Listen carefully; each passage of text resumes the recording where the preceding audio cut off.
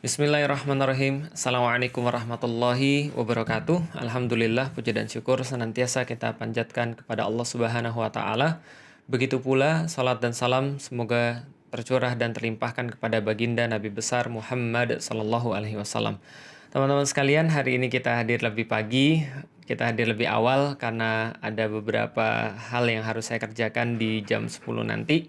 Jadi tanpa mengurangi apa yang nanti akan kita sampaikan, insya Allah kita mulai sekarang untuk supaya nanti bisa ngerjain yang lain seperti yang saya bilang tadi.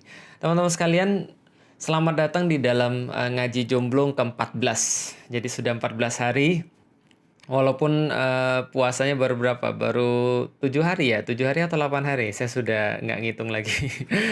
Jadi teman-teman sekalian, insyaallah dirahmati Allah, kita coba untuk beranjak dulu ke pembahasan yang lebih lanjut, walaupun saya tahu banyak sekali pertanyaan-pertanyaan yang diberikan kepada saya yang berkaitan dengan problematika dengan orang tua. Hanya saja teman-teman sekalian, kuncinya terletak di episode yang ke-13 kemarin, yang kita sudah sampaikan bahwa kalau kita berbicara tentang problematika, maka kita semua pasti punya problematika sendiri-sendiri, pasti spesifik. Dan karena itulah tidak ada yang bisa untuk menyelesaikan problematika itu kecuali diri kita sendiri. Kenapa? Karena problematikanya bersifat khusus dan itu adalah pelatihan untuk menyelesaikan problem-problem atau masalah-masalah yang nanti bakal muncul ketika kita sudah menikah. Jadi teman-teman sekalian, ya coba aja untuk bisa menyelesaikannya secara pribadi, karena saya secara pribadi perlu waktu 4 tahun untuk bisa menyelesaikan masalah-masalah saya sampai saya bisa membuat ibu dan bapak saya sepakat dengan apa yang saya lakukan.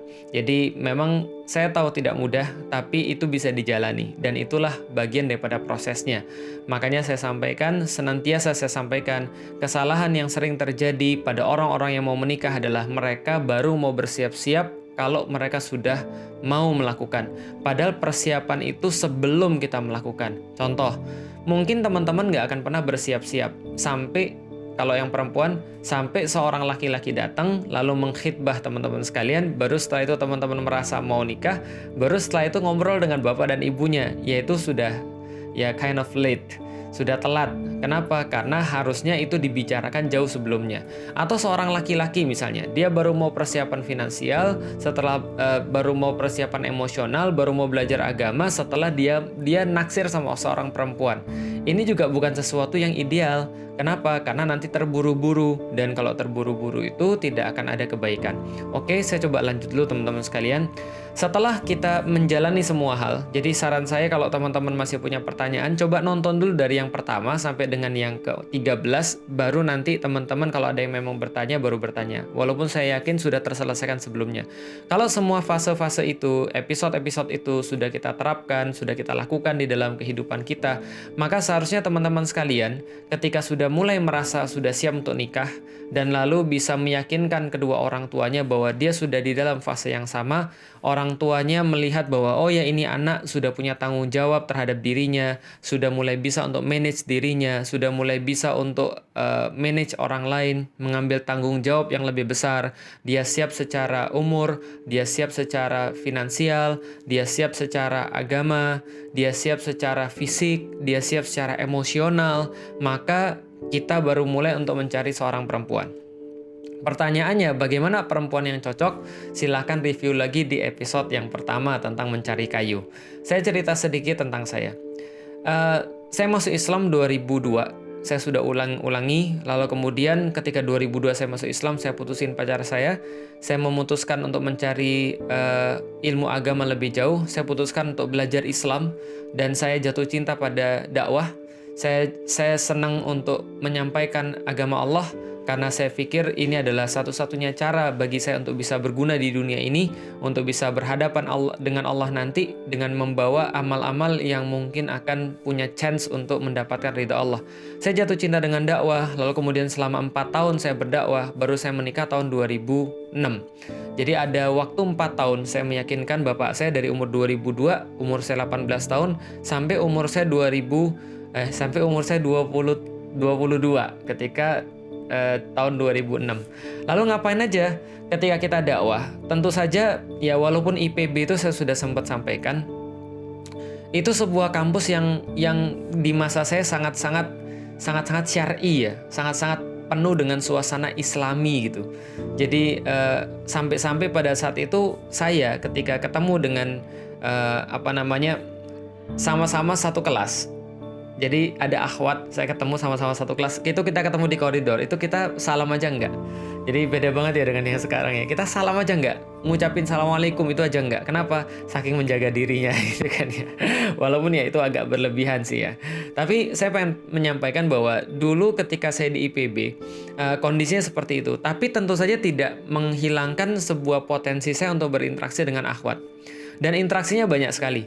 Kalau akhwat di IPB itu bisa dibagi menjadi satu akhwat yang memang sudah ngaji, yang dia sudah kerudungnya syar'i, menutupi dada, lalu pakai jilbab syar'i. Lalu ada juga perempuan-perempuan yang mungkin baru hijrah. Ada lagi yang belum hijrah sama sekali. Nah, yang dekat dengan saya itu, yang banyak berinteraksi dengan saya adalah justru yang belum hijrah sama sekali dan yang hijrahnya baru mungkin dalam perjalanan. Jadi mungkin kerudungnya belum sempurna, mungkin dia juga nggak kerudungan, jadi mungkin lebih bebas ketika berbicara dengan ikhwan. Dan kita pun juga sebenarnya boleh untuk berinteraksi dengan perempuan selama memenuhi kaidah-kaidah syariat yang insya Allah nanti kapan-kapan kita akan bahas di bahasan yang berbeda. Intinya adalah ketika saya berinteraksi dengan mereka, mungkin ada beberapa orang yang merasa punya perasaan sama saya, tapi saya nggak punya perasaan sama mereka. Kenapa? Karena sudah ada filter pilihan. Maka filter-filter itulah yang mengarahkan saya untuk menyukai istri saya yang sekarang. Namanya Ummu Alilah. Kapan saya sukanya?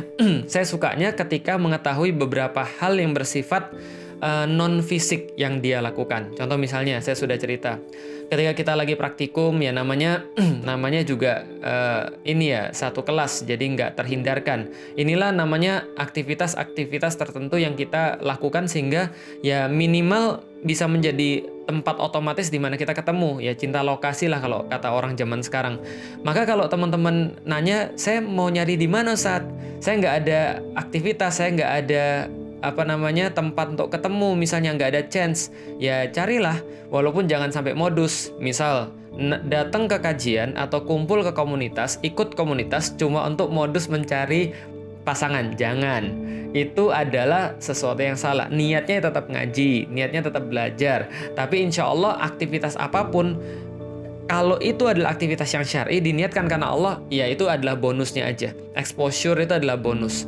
Cara untuk ketemu dengan pasangan itu adalah bonus. Artinya kalau seandainya kita nggak ada aktivitas sama sekali, itu yang bermasalah. Jadi saking senangnya rebahan, lalu nggak ada aktivitas sama sekali, ya kita nggak akan kenal dengan siapapun dong. Ya beraktivitas lah, niatkan untuk yang benar. Nanti insya Allah bonus-bonusnya akan dapat. Niat saya belajar. Niat saya ke IPB bukan cari pasangan, jelas sekali. Nah maka ketika saya di IPB, tentu saja interaksi itu nggak bisa untuk dihindarkan. Apalagi kalau kita satu kelas, apalagi sudah gitu nomor induknya dekat lagi gitu kan ya. Saya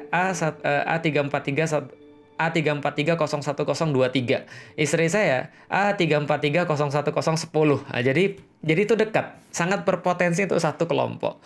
Nah, ketika kita satu kelompok untuk nggarap satu tanah, ketika lagi mau nanam kedelai kalau saya nggak salah, itu di praktikum itu satu waktu tempatnya becek banget dan saya sudah pernah cerita, istri saya tuh masuk ke dalam lahan sawah itu pakai kaos kaki dan jilbab lengkap. Dalam perasaan saya, dalam pikir saya bilang begini, gila ini perempuan istiqomah banget, kayaknya cocok jadi ibu daripada anak-anak saya. Kenapa? Karena kalau dia taat pada Allah, apalagi pada suaminya, apalagi pada keluarganya, insya Allah dia akan memperhatikan. Walaupun saya pikir kalau saya jadi dia, mungkin pulang dari sini sudah saya buang itu jilbabnya. Kenapa? Antum bisa bayangin di musim hujan turun ke sawah, itu jilbab sudah udah warnanya berbeda, udah warnanya ganti, apalagi kaos kaki gitu kan ya, masya Allah. Tapi hal-hal kayak gitu yang kemudian mendorong saya untuk punya perhatian kepada dia, punya satu pandangan kepada dia, walaupun mungkin pada saat itu dia merasa biasa aja. Yang lain juga masuk sawah gitu kan ya, tapi ya sampai ngangkat celananya sampai ke lutut gitu kan ya, atau misalnya ya yang biasa pakai jilbab lalu pakai celana dan segala macam. Tapi yang perempuan satu ini ya Ummu Alilah itu masuk dengan jilbabnya, dan akhirnya itu mendorong saya untuk lebih banyak cari tahu tentang dia.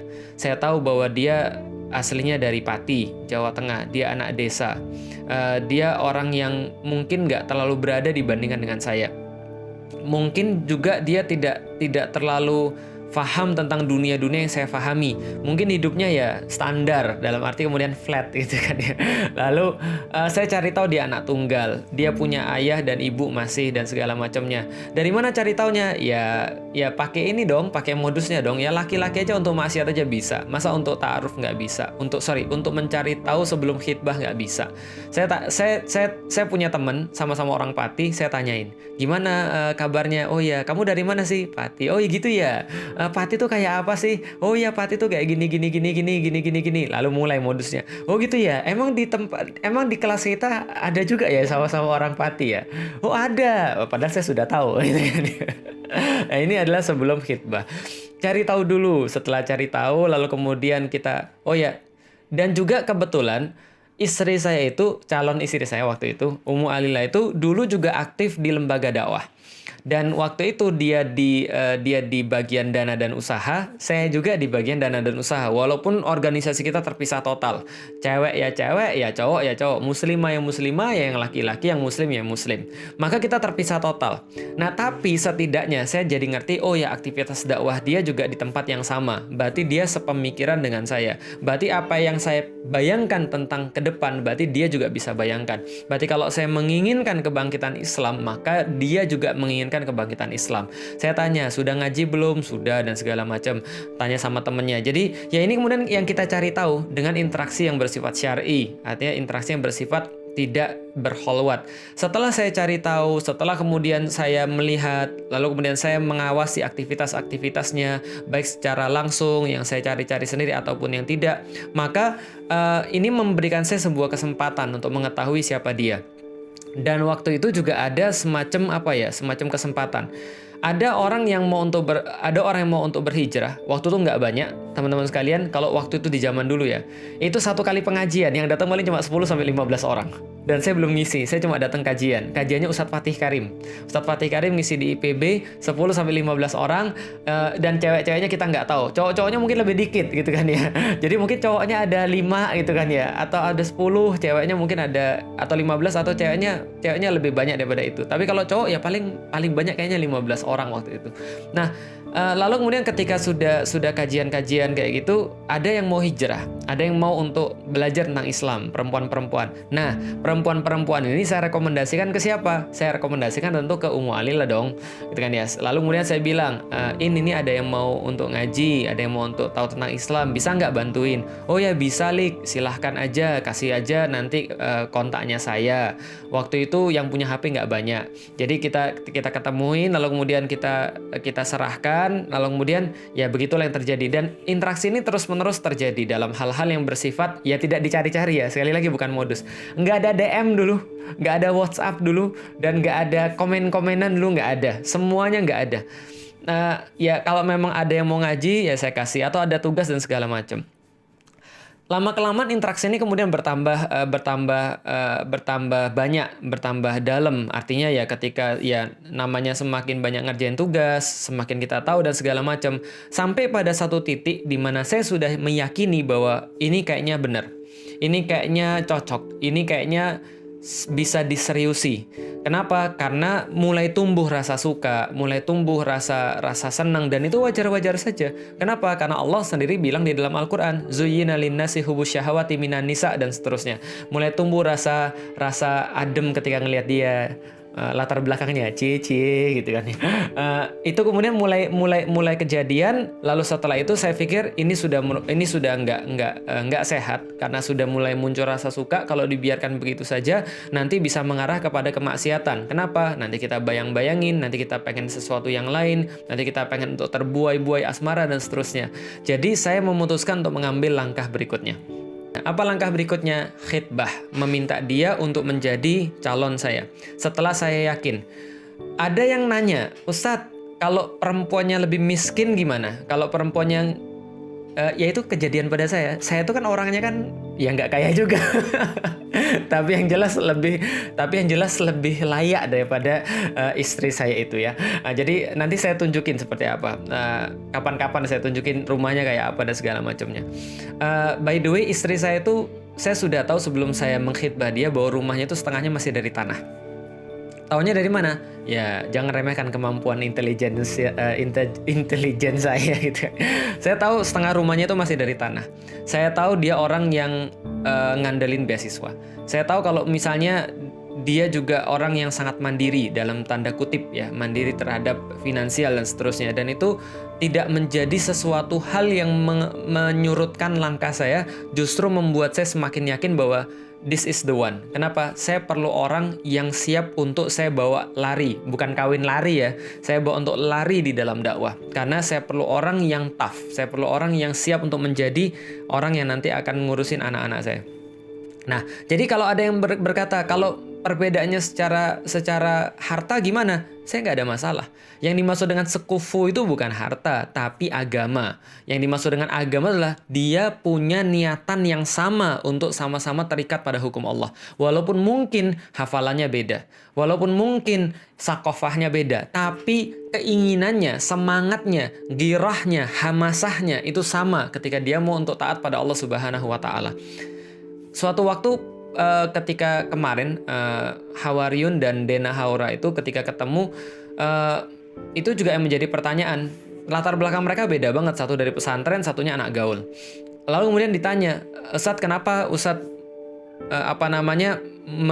menyetujui hubungan yang kayak begini kira-kira, padahal kan kita berbeda. Saya bilang yang saya lihat adalah semangat untuk taat pada Allah.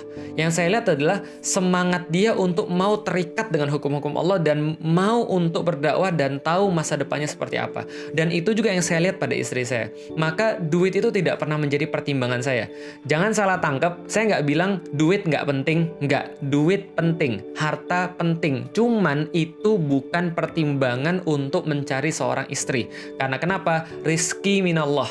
Kita harus tahu betul, rizki itu dari Allah Subhanahu wa Ta'ala. Itu harus paham betul sehingga itu tidak boleh menjadi satu pertimbangan bagi kita. Orang tua gimana? Ya kan kita sudah bahas kemarin. Ya silakan yakinkan. Ini kan kita bahas tentang apakah kita yakin bahwa kita tuh sudah memilih seseorang yang tepat. Minimal kita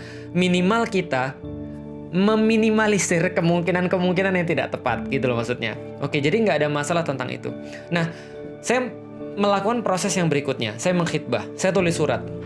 Saya membayangkan kira-kira apa yang dia pikirkan tentang saya dan apa yang kira-kira perlu saya sampaikan sehingga dia menjadi clear tentang saya.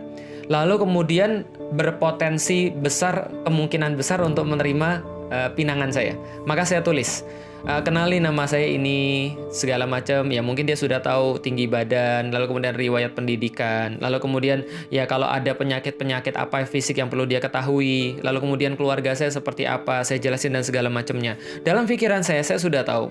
Pertama, ketika ada orang yang mau menikah dengan seorang mu'alaf, dia pasti nanti akan bertanya, bagaimana kondisinya dia bisa nggak untuk memimpin saya?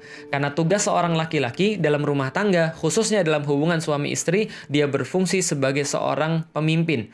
Pemimpin itu nggak harus tahu semuanya. Pemimpin nggak harus lebih baik. Pemimpin nggak harus lebih hebat. Tapi pemimpin nggak boleh bingung. Pemimpin nggak boleh galau. Pemimpin nggak boleh pelin-pelan. Dia decision maker. Dia harus benar-benar punya kapasitas untuk bisa buat satu keputusan. Dan dia bisa punya kapasitas untuk mengarahkan orang-orang yang dipimpinnya. Maka dia ngelihat apakah saya punya seperti itu atau tidak. Dan dia khawatir bahwa kualitas saya itu akan terpengaruhi oleh misalnya contoh, mohon maaf, dia orang Jawa, saya orang Chinese. Kita muncul daripada dua budaya yang sangat berbeda. Dan ketika orang tuanya dan dia sendiri melihat orang-orang yang setipe dengan saya, itu mungkin tidak terlalu menyenangkan. Dan itu perlu dia tahu apakah saya begitu atau tidak. Apakah saya bisa menjadi seorang suami yang nantinya akan bisa memenuhi apapun yang dia inginkan. Artinya gini ya, kalau kita list lagi ya. Kalau kebutuhan manusia kan ada, keperluan manusia kan ada 3 di Indonesia. Ada primer, ada sekunder, ada tersier. Sebenarnya bisa dikatakan di dalam Islam cuma 2 saja. Keperluan dasar atau primer, yang kedua adalah keperluan pelengkap, itu aja. Karena sekunder dan tersier itu cuma keperluan pelengkap saja. Jadi ada yang wajib, ada yang ya kalau ada oke, kalau nggak ada ya nggak apa-apa. Manusia juga sama. Ketika kita dalam proses mencari kayu, kita sudah tulis apa yang kita perlukan, itu semua adalah keperluan dasar. Jadi minimal requirement. atau apa namanya, ya minimal requirement lah. Yang paling minimal harus ada pada seseorang. Dia harus soleh, dia harus seorang muslim, dia soleh, dia kok punya komitmen terhadap dakwah, dia punya komitmen terhadap mengkaji Islam, dia mau taat kepada Allah, dia mau taat pada Rasulnya, dia tidak tidak kasar, dia tidak mukul orang, atau apapun yang menjadi kemudian Anda list dalam sesuatu yang harus ada pada seorang laki-laki atau harus ada pada seorang perempuan.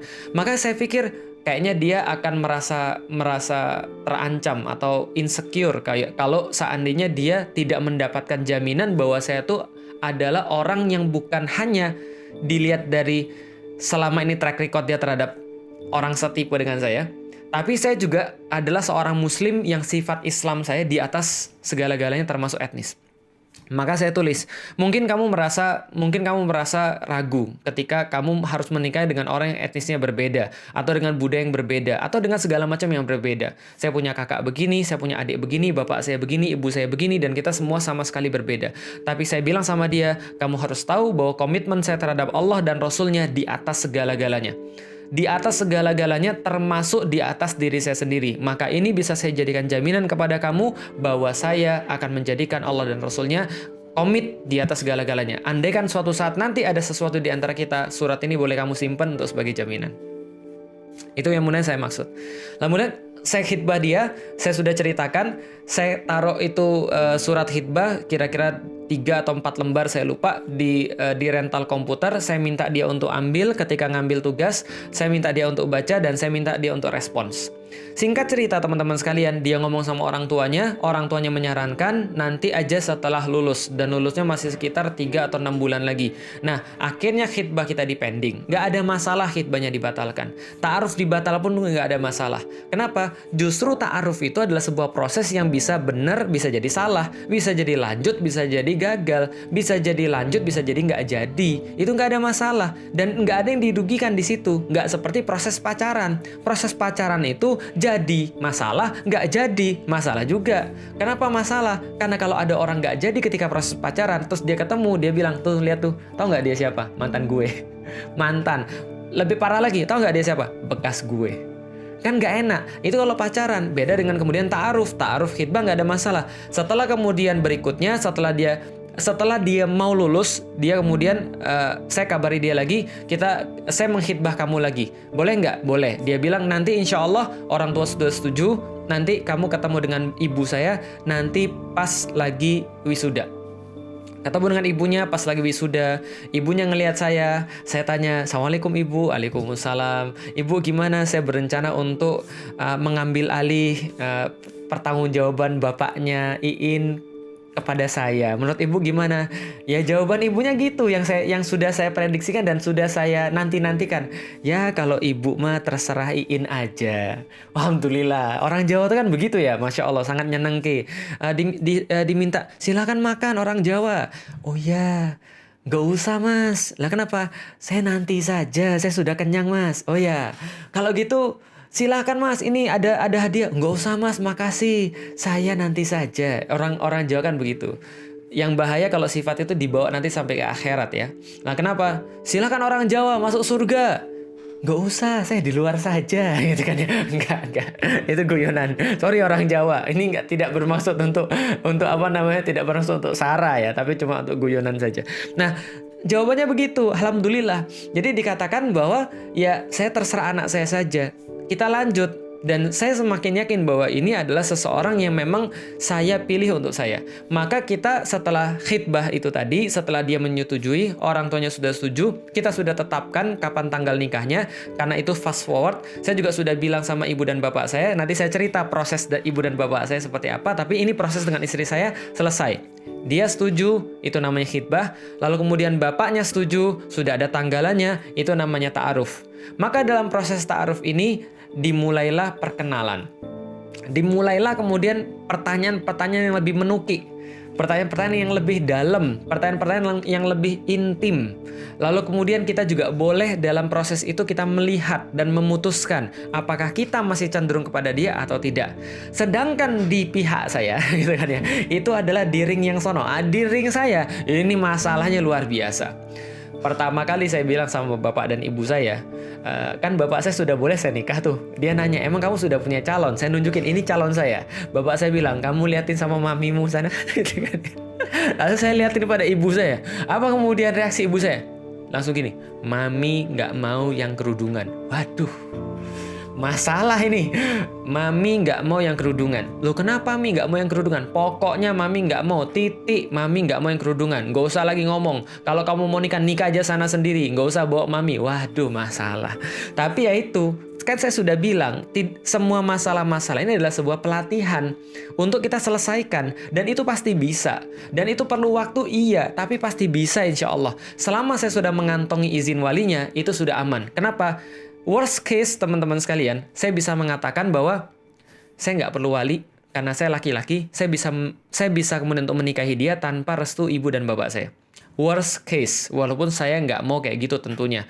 Tapi kita perlu tahu ini batasan paling ujungnya apa. Karena saya nggak mungkin dong nurutin ibu saya dalam waktu itu. Kenapa? Saya nggak mungkin. Ya udah kalau gitu, karena ridho ibu adalah ridho orang tua adalah ridho Allah. Maka saya cari yang nggak kerudungan. Itu penempatan dalil di tempat yang salah. Namanya memperkosa dalil, maksa. Udah maksiat, maksa lagi. Paham ya teman sekalian ya? Jadi ini kemudian yang saya lakukan. Ketika itu kejadian, ya sudah saya mundur dulu. Besok-besoknya lagi, balik lagi dari Bogor, bawa roti unyil, bawa kemudian asinan Bogor, bawa kemudian ayam goreng, bawa kemudian nasi goreng. Itu namanya ini, Sat. Itu namanya penyogokan. Ini penyogokan yang syar'i, paham teman sekalian? Lalu kemudian saya kasih ibu saya, lalu saya jawab, Mami, kalau misalnya menurut Mami, kenapa sih yang kerudungan tuh nggak boleh? Sorry. Kenapa yang kerudungan tuh Mami nggak suka? Ibu saya bilang, pokoknya Mami nggak mau. Beragama tuh biasa-biasa aja. Beragama tuh urusan kamu dengan Tuhanmu. Gak usah dipamer-pamerin ke orang. Kerudungan tuh pamer-pamerin ke orang. Ya, tapi masalahnya Mi, itu kan Tuhan yang suruh. Itu kan perintah dari Tuhan dia. Ya tapi nggak usah gitu. Kan mereka juga berinteraksi dengan orang lain. Nggak usah lah nunjukin kesolehan. Ya tapi gimana? Namanya juga orang. Ya namanya orang ya pasti nunjukin sesuatu. Ketika Mami berpakaian, Mami juga menunjukkan keyakinan Mami bahwa begini itu juga baik. Ketika mereka berpakaian, mereka juga menunjukkan keyakinan mereka bahwa mereka itu ya baik. Tapi Mami nggak mau. Lah kenapa? Karena Mami lihat kemarin ada yang di swalayan, kerudungan maling. Saya bilang, ini salah saya. Jangan diikuti, ini salah saya. Saya bilang, ya Mi, ya di Meksiko, di Amerika orang maling juga pakai salep kali gitu kan ya. Ya itu salah saya. Itu saya debat gitu kan ya. Lalu kemudian ibu saya bilang, "Kamu berani debat kamu ya?" Ya udahlah kita ya bagaimana juga dengan orang tua saya sudah bilang, jangan bantah. Karena kalau mereka sakit hati, kita tetap dosa gitu loh maksudnya. Nah, jadi ya sudah diamin dulu lagi. Besok terus ngomong lagi. Lama-lama dari pokoknya Mami nggak mau. Kalau kamu tetap nekat, kamu nikah aja sendirian. Kamu nggak usah bawa Mami dan Papi. Lama-lama jadi ya gini Lik, ya nggak apa-apalah kerudungan. Tapi carilah yang Cina juga gitu kan ya. Lah kenapa? Ya budayanya lebih sama. Oh gitu ya. Alhamdulillah ini kemajuan. Jangan marah dulu. Lah kenapa? Karena sudah mulai bergeser keyakinannya. Awalnya nggak boleh kerudungan dan nggak boleh orang Jawa. Sekarang nggak apa-apa kerudungan. Yang penting orang Cina. yang nggak apa-apa kerudungan. Tapi kalau bisa orang Cina. Tapi lama-lama akhirnya saya bilang, ada kadang-kadang saya agak putus asa dan saya agak keras sama ibu saya. Lalu kemudian saya bilang, Mi, yang nikah tuh sebenarnya siapa sih Mi? Kan Mami dulu sudah nikah. Sekarang kan waktunya Felix nikah. Lah kalau misalnya dulu Mami nikah, Mami milih Papi yang sesuai dengan keinginan Mami. Dan itu pun bisa jadi salah, bisa jadi benar. Lah kenapa ketika Felix mau menikah, Felix nggak boleh memilih dengan keinginan Felix? Sebenarnya yang menikah tuh siapa sih Mi sebenarnya? Mami atau Felix? Gitu kan ya. Jadi saya akhirnya kelepasan juga. Walaupun ya tadi ya itu normal manusiawi. Tapi jangan bantah, jangan menyakiti orang tua. Tapi kita boleh untuk berargumen. Alhamdulillah teman sekalian, setelah beberapa pekan, kayaknya sudah hampir bulan, setelah beberapa pekan sampai bulan itu, akhirnya ibu saya kemudian sepakat dan bilang, ya sudah Lalik, kalau gitu yang penting kamu bahagia. Yang penting orangnya baik. Mami mau lihat dulu orangnya kayak apa. Sip. Itu berarti satu langkah lagi. Saya sudah tahu dalam hal ini saya pasti benar. Kenapa? Karena ibu saya nggak punya kriteria bagaimana perempuan yang solehah. Yang dia punya kriteria perempuan yang baik menurut dia. Dan dia bukan menurut Islam. Artinya saya tahu saya benar. Saya tahu saya lebih benar dalam hal ini. Walaupun kemudian saya nggak bisa maksain kepada ibu saya. Tapi saya bisa coba untuk lobby. Nah, setelah itulah kemudian beberapa pekan sampai bulan saya bisa bawa calon istri saya ke rumah. Dalam ta'aruf ada yang boleh, ada yang tidak boleh. Apa yang boleh? Membawa dia ke rumah, memperkenalkan pada orang tua kita, lalu kemudian mengajak dia ngobrol pada orang tua kita untuk melihat bagaimana orang tua kita mengakses dia. Sama, dia pun boleh meminta kita untuk pergi ke rumah dia, untuk ngobrol dengan bapak dan ibunya. Karena pasti banyak hal yang perlu untuk diobrolkan. Dan orang tuanya bisa fit and proper test ke kita. Sebagai laki-laki, orang tuanya bisa ngeliat ini laki-laki modus atau tidak. Dan ya interview lah ibaratnya. Tanya kapan tanggal nikah, itu kan lebih enak kalau diomongin langsung, bukan lewat telepon atau bukan lewat WhatsApp. Ngobrol langsung, ajak makan segala macam, itu boleh dalam ta'aruf. Asal tidak berkholwat sekali lagi. Maka ketika istri saya pergi ke rumah saya, dia membawa temannya yang muslimah. Karena dia nggak mungkin bawa orang tuanya dari Pati. Karena bapaknya kakinya hilang satu karena kecelakaan, ibunya harus menanggung ya harus kerja untuk menghidupi rumah tangga. Nah, maka dia nggak mungkin, karena itu dia bawa temennya. Saya di rumah ada ibu dan bapak saya. Artinya kita tidak berkholwat di situ, pertemuannya terjadi, dan ya seperti biasa, disaster. Kenapa? Ibu saya masak spaghetti. Aduh. Ibu saya masak spaghetti, lalu kemudian ditawarin pada dia. Dia diambilin ibu saya spaghetti, dimakannya cuma 1/10 aja. Saya udah tahu ini masalah ini. Mesti masalah ini. Lah kenapa? Bener, pas pulang itu orang tidak punya adab. Lah kenapa? Dikasih makan nggak dimakan. Padahal sudah dimasakin nggak dimakan. Gimana? Ya ngomel-ngomelnya ibu-ibu lah gitu kan ya. Ya saya kan sudah bilang, ibu itu kepada anak laki-laki dia merasa memiliki. Maka ketika ada yang mau mengambil, itu kayak mau mengambil milik dia gitu kan ya. Saya bilang ya namanya juga orang kampung namanya juga belum pernah makan spaghetti ya, dia mungkin nggak tahu rasanya kayak apa gitu kan ya. Ya wajar aja lah, mungkin bukan selera dia ya, besok mami masaknya mungkin ya yang lain lah, tempe, tahu atau apa gitu kan. Ya ini ya gitulah. Akan timbul selalu permasalahan-permasalahan ketika interaksi. Oh, kayaknya dia tuh kayak nggak sopan dan segala macam. Ya namanya juga orang tua, mereka juga berhak punya sesuatu. Walaupun kita pikir nggak sopan di mananya gitu ya. Ya tapi ya kita nggak bisa menahan orang berpendapat, apalagi itu orang tua kita. Yang bisa kita lakukan adalah bersikap dewasa, lalu kemudian mengatakan ya itu. Kalau mungkin dia nggak sopan, mungkin itu adalah sebuah alasan Allah untuk menitipkan dia pada Umi, untuk Umi mengajarin dia supaya dia sama kayak Umi, cantik dan sopan. Iya, gitu kan ya. Itu salah satu caranya. Ya, intinya adalah kalau memang mereka sudah mengakses, lalu kemudian punya beberapa saran dan segala macam, ya nggak apa-apa. Namanya juga lagi proses. Kecuali kalau ada dosa-dosa yang tidak termaafkan. Contoh, dia kasar kepada ibu kita. Atau ibu kita memang merasa memang dia kasar sekali. Bukan versi dia saja, tapi memang dia kasar. Dia misalnya bilang, dasar orang tua bangka, nggak ngerti apa-apa. Wow, kalau itu udah nggak bisa ditolerir. Ya hal-hal yang memang ya namanya ta'aruf itu adalah untuk melihat kecocokan. Untuk melihat bagaimana secara agama orang ini mumpuni atau tidak. Secara emosional orang ini mumpuni atau tidak. Dia punya sifat keibuan atau tidak. Di situ dilihatnya pas ta'aruf. Yang boleh apalagi ketika ta'aruf, boleh saling memberi hadiah. Nggak ada masalah.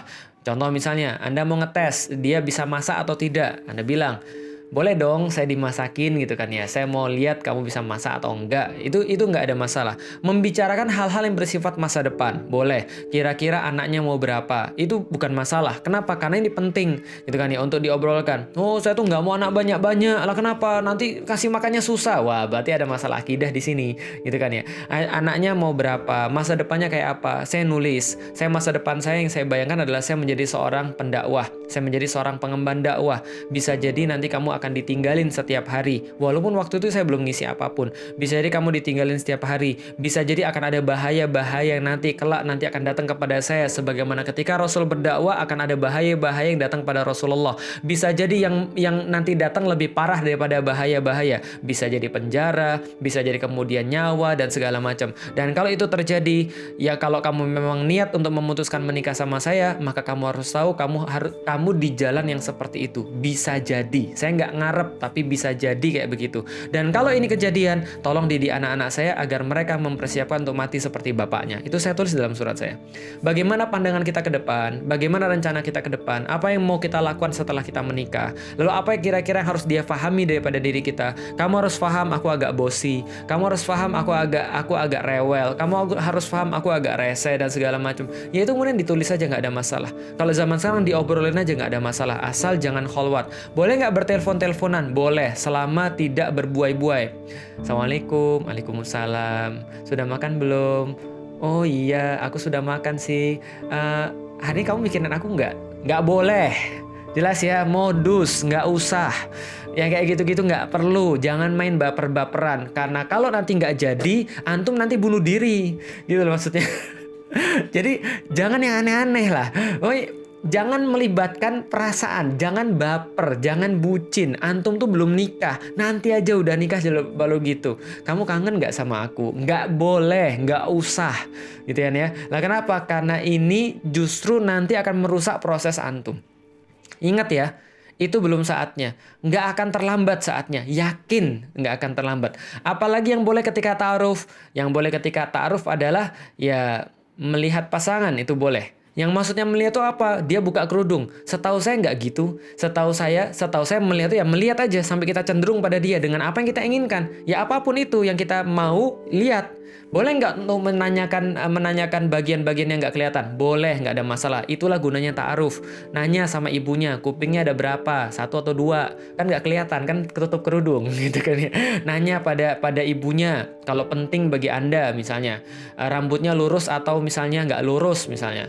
Lurus atau zigzag misalnya kayak gitu kan. Itu juga boleh ditanyakan, nggak ada masalah. Tidurnya ngiler atau enggak misalnya, itu juga nggak ada masalah. Boleh ditanyakan hal-hal yang seperti itu yang memang perlu untuk pernikahan. Yang paling perlu apa? Mempersiapkan pernikahan, kapan tanggalnya, bagaimana proses pernikahannya, siapa aja yang diundang dan segala macamnya. Itu semua yang paling singkat, itu yang saya kemarin terlibat di dalamnya, ada yang 14 hari. Ada yang kemudian yang paling lama 3 bulan. Itu yang paling lama. Jangan lebih lama lagi. Kenapa? Boleh nggak 6 bulan? Boleh. Boleh nggak 1 tahun? Boleh. Tapi makin lama, Anda makin banyak maksiat. Kayak kemarin itu, ada beberapa tahun yang lalu, ada anak SMP datang ke saya. Ustadz, Masya Allah Ustadz, buku udah putusin ajanya sangat bagus sekali. Iklan, bukan promo. Buku udah putusin ajanya sangat bagus sekali Ustadz, Masya Allah Ustadz. Itu saya kasih semua orang-orang di kelas saya Ustadz, karena saya adalah ketua rohis Ustadz, dan semuanya putus Ustadz, Masya Allah. Oh gitu ya, Masya Allah, keren banget. Terus dia bilang, tapi Ustadz, tahu nggak Ustadz? Itu Ustadz, ketua keputrian Ustadz. Masya Allah Ustadz, cantik banget Ustadz. Keren banget Ustadz. Soleha Ustadz, Masya Allah Ustadz. Dan saya mengkhidbah dia Ustadz, seperti saran Ustadz. Apa? Saya bilang mengkhidbah. Gila nih. Saya bilang, kamu mengkhidbah? Iya Ustadz, seperti saran Ustadz. Kan kata Ustadz nggak boleh pacaran, tapi mengkhidbah. Terus saya bilang, kamu mengkhidbah dia? Iya. Kapan kamu mau nikahnya? Ya setelah lulus Ustadz. Itu bukan khidbah, itu namanya pacaran modus syariah, paham nggak? Saya bilang gitu kan. Kenapa? Ya itu bukan khidbah namanya, itu namanya ngetek, dan nggak ada kayak gitu di dalam Islam. Itu terlalu lama, 7 tahun, 8 tahun, mau sampai kapan? Kan sudah saya bilang, kalau antum mengkhidbah seseorang itu, antum ketika disuruh bapaknya, besok nikah, siap Pak? Karena memang dia sudah siap. Laki-laki tidak akan memulai sebelum dia tahu dia bisa menyelesaikan. Ini kasus beneran, kakak kelas saya. Orang Lampung, namanya nggak usah saya sebut. Dia minang istrinya, sampai ke Lampung itu, bapaknya bilang, besok nikah siap? Siap Pak. Besoknya nikah betul. Perginya mengkhidbah niatnya, pulangnya bawa istri. Itu jantan luar biasa, Masya Allah. Itu jantan luar biasa, ta'akon nih, jantan luar biasa. Nah, oke, udah terlalu lama kayaknya episode kali ini, teman sekalian. Nanti kita sambung di episode berikutnya. Ini tentang apa yang diperbolehkan dalam khidbah, dalam ta'aruf, dalam khidbah dan ta'aruf, apa yang diperbolehkan dan apa yang tidak diperbolehkan. Tidak boleh untuk khalwat. Tidak boleh untuk bermesra-mesraan. Saya sudah sampaikan, khalwat adalah Anda bikin satu forum di satu ruangan, mau itu ruangan online, mau itu ruangan nyata, dan kalau ada orang mau masuk, dia harus minta izin pada Anda, dan itu membuat orang lain sungkan. Jadi kalau ada DM-DM-an itu juga bisa termasuk khalwat kalau terjadi omongan-omongan yang nggak penting di situ. Omongan-omongan yang bikin orang jadi sungkan gitu kan ya. Omongan-omongan tentang berbuai-buai asmara dan seterusnya, berasik pasyuk dan seterusnya. Itu nggak dilakukan oleh seorang muslim. Jelas ya? Ini nggak boleh khalwat, nggak boleh apa lagi. Yang jelas-jelas ya sudah nggak boleh khalwat, juga nggak boleh melakukan hal-hal yang aneh-aneh. Nggak usah ngirim-ngirim foto-foto yang aneh-aneh. Ustadz, saya ta'aruf Ustadz, dia pengen melihat foto saya tanpa jilbab. Gila, itu nggak ada yang kayak gitu-gitu, nggak ada. Nggak boleh ngirim foto-foto yang aneh-aneh. Foto yang boleh dikirim, kalau memang dia perlu foto, kirim foto yang seadanya saja. Pakai jilbab lengkap, pakai kemudian kerudung lengkap. Sudah. Ustadz, dia minta foto saya kemudian untuk cuma pakai kaos doang, nggak ada. Nggak. Itu nanti bisa terjadi banyak hal. Kalau Anda mau tahu tentang fisiknya, Anda bisa tanya sama orang tuanya. Anda bisa mengetahui dengan cara-cara yang lain. Ya, gunakanlah akal Anda. Tapi tidak boleh untuk ngirim foto-foto yang macam-macam. Kejadian, saya harus memperpanjang live lagi nih. Kejadian benar. Ada orang yang waktu itu pacaran, dia kemudian ngirim ke saya. Yang saya muat di buku udah putusin aja. Ustadz, saya mau putus dari pacar saya, Ustadz. Tapi masalahnya adalah dia sudah punya foto saya tanpa busana. Saya bilang putusin sekarang juga. Laki-laki kayak gitu sama sekali nggak layak dijadikan apapun. Jangankan suami, dijadikan teman aja nggak layak. Masa dia kemudian minta foto pacarnya tanpa busana terus disimpan dan dijadiin sebagai ancaman. Kalau kamu mutusin saya, ini saya sebarin. Ini laki-laki yang kayaknya memang perlu untuk dihilangkan dari dunia gitu kan ya. Kadang-kadang saya setuju juga dengan metode penjahat-penjahat zaman sekarang ya. Jadi bibit-bibit kayak gini, bibit-bibit kriminal kayak gini harus dihilangkan dari dunia supaya dunia jadi lebih baik gitu kan ya. Dijadikan sebagai ancaman. Saya bilang putusin. Terus kalau tersebar gimana? Ya itu resiko kamu sudah mau maksiat. Terus gimana lagi daripada terjadi lebih parah? Tapi ternyata email kedua muncul. Ustadz, bukan foto lagi saat sekarang. Dia gunakan foto itu untuk ngancam saya, untuk berhubungan sama dia, dan sekarang dia punya video. Saya sudah nggak mau balas lagi. Nah, kenapa? Karena dia sudah nyata-nyata nggak mau respect pada dirinya sendiri. Paham ya? Itu orang pacaran. Pada orang ta'aruf juga ada yang terjadi. Ketika dia kemudian lagi ta'aruf, dia kemudian foto-foto yang nggak berkerudung didapat sama laki-laki ini, lalu kemudian diancam untuk disebarkan kalau misalnya dia dibatalkan ta'arufnya. Ini laki-laki, ini lebih baik langsung digantung di pohon toge, paham teman sekalian? Atau di pohon cabe. Nah, kenapa? Karena laki-laki kayak gini nih benar-benar ya merusak gitu kan ya. Jadi ingat ya, ta'aruf khitbah bukan nikah. Artinya kalau andaikan pun nggak jadi, Anda keluar dari ta'aruf, Anda keluar dari khitbah, dan ta'aruf itu sama seperti ketika Anda masuk di dalamnya. Anda fitrah, Anda suci, Anda mulia bagi perempuan. Itu aja mau saya sampaikan. Insya Allah nanti akan kita sambung lagi dalam beberapa pembicaraan ke depan. Saya mohon maaf kalau sana ada yang salah, ada yang baik hanya berasal daripada Allah Subhanahu Wa Taala. Insya Allah nanti kita akan move on pada beberapa pembahasan lain. Kalau ada pertanyaan seperti biasa, tulis di komen di YouTube, jangan tulis di live chat karena supaya bisa saya baca dan saya jadikan sebagai pembahasan sampingan ketika saya ngisi sharing kayak begini. Billahi taufiq wal hidayah wa minkum. Assalamualaikum warahmatullahi wabarakatuh.